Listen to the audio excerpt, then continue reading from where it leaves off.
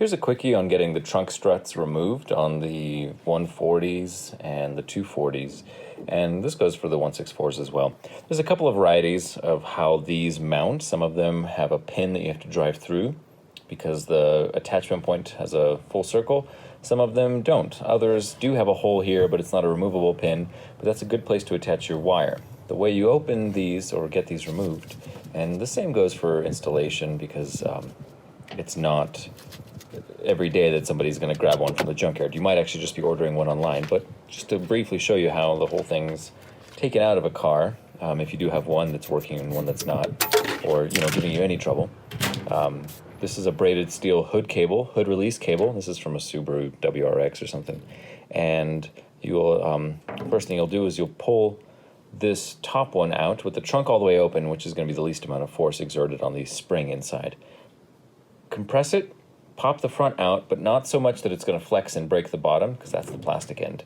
And then as you get some clearance, you can then attach a wire to it. On this one here, in the 240 that you'll see later in this video, I attached the wire through this opening here. Not a lot of clearance, but it gave me enough to do that, and then you close the trunk all the way on your back and tie the wire, put some vice grips on it like I do, and then open the trunk. It'll release the thing. Here on the back of my 164, the left side has already fallen from the top, and you can see that it's just sitting on a regular pin, but the bottom one does need to be driven through. It's a 69, and the other side is still in place, but only one is enough. One of them failing is enough to have the whole trunk collapse. On this other 69, they are more like the style that you saw on the 240. The top sits there, and the bottom may or may not have a full channel. I may or may not have to remove or drill the pin out of the bottom. But for the 240s, it doesn't seem like you have to do the pins on the bottom. This one still holds itself up, which is quite nice. But let's get to the junkyard and I'll show you how I got those others. Looks like this one saved a life. Congrats again, doing your duty. This trunk supports itself, and I'm going to attempt to remove the rear absorbers as I just showed you on the other 164. Managed to manhandle the front side out, and you can see the wire that I've got going through it. I'm gonna do a second loop just so it doesn't, fail on me. And then I'll compress it, take up the slack, tie it, open the trunk, which should then keep it compressed, and we remove the thing. I probably won't be talking that much during this strenuous process. I'll close it as much as I can. Okay. And now I'm gonna hold everything, open it. Oh, the wire broke. Let's get a better wire. Maybe a hood release cable? It's braided steel, and that should be a lot better coming at you from your nearest 2005 Toyota Camry.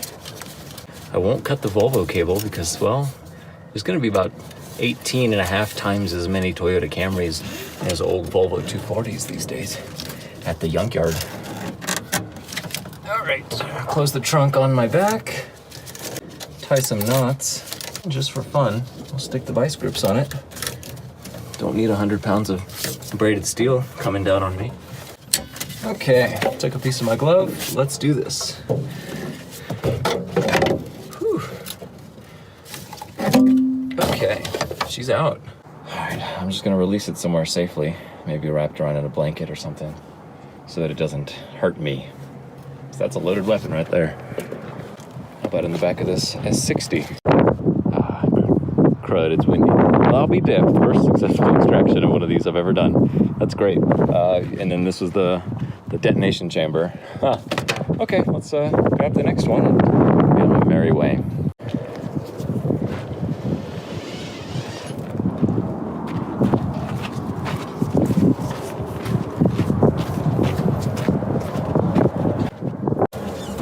Okay, attempt a demonstration. And the same thing goes for when you're putting them in. You're going to want to compress them with something like that. That's actually going to be real tricky because I won't have the leverage like I do of the car to help compress them. All right, first step, muscle out the front end. She budges. Oh, she budges a little more. don't let it bounce out the side, because that will kill it.